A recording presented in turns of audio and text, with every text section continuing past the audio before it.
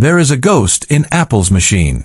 For years, the tech giants in Cupertino tried to kill it. They told us that phones were getting bigger, that laptops were getting thinner, and that the middle ground was a no-man's land where products go to die. They ignored it, they left it on the shelf to gather dust, and they refused to update it while every other iPad got the Pro treatment. But the fans didn't care. They waited. They stayed loyal to a form factor that defied every market trend in Silicon Valley. And now, in 2026, the silence has been broken. The iPad Mini 8 isn't just a tablet. It is a middle finger to the bigger is better philosophy. It is the most powerful, most portable, and arguably the most controversial device Apple has ever released. Welcome to my channel Tech Launch. Subscribe my channel and click on the bell icon for the new tech updates. If you've ever felt like your iPhone was too small to be productive, but your iPad Pro was too big to actually carry anywhere, then you are part of the cult of the Mini.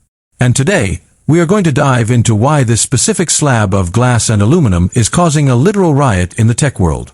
Stick with me, because we're uncovering the secret features Apple didn't mention in the keynote, the hidden ultra specs that make this a pocket-sized supercomputer, and why this might be the last iPad of its kind ever made.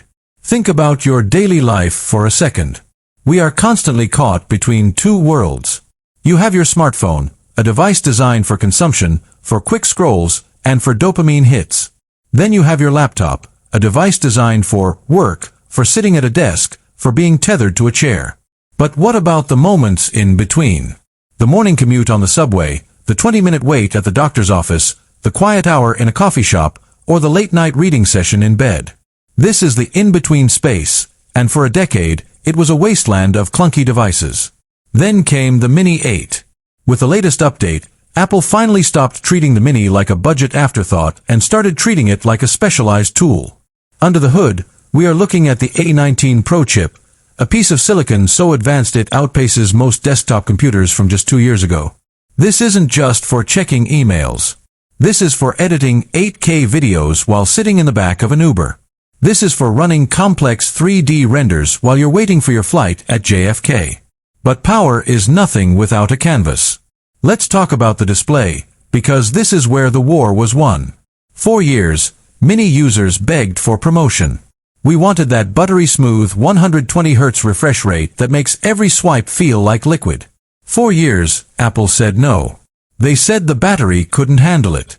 They said the jelly scrolling issue wasn't a big deal. Well, with the iPad Mini 8, they finally listened. But they didn't just give us promotion, they gave us a tandem OLED display. This is the same technology found in the ultra-expensive iPad Pros. We're talking about true blacks that disappear into the bezel, a peak brightness that fights off the midday sun in the middle of a California desert, and a color accuracy that makes professional photographers weep. When you hold this in your hand, it doesn't feel like you're holding a screen. It feels like you're holding a portal. It is, quite literally, the best display per square inch that has ever been put into a mobile device. Now, let's get into the why. Why are people in 2026 obsessed with a small tablet? It's because of the focus economy. Our big devices are distractions. When you open a 16-inch MacBook, you feel the weight of 1,000 tasks. When you look at your iPhone, you feel the pull of